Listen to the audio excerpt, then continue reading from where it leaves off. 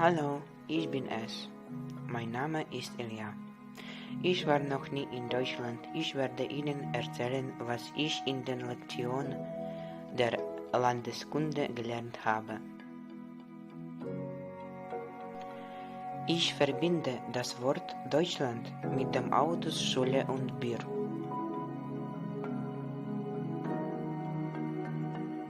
Deutschland und die Ukraine sind Länder mit völlig unterschiedlichen Kulturen. Aber ich denke, es gibt etwas gemeinsam.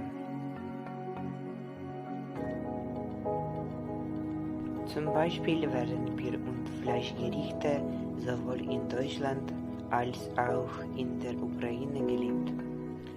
Liebe zur Ordnung kann auch ein gemeinsames Merkmal sein.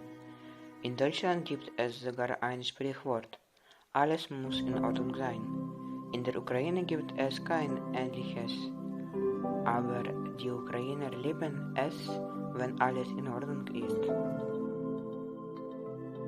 Es gibt noch viele gemeinsame Funktionen, die jedoch nicht in dieses Video passen. Vielen Dank für die Aufmerksamkeit.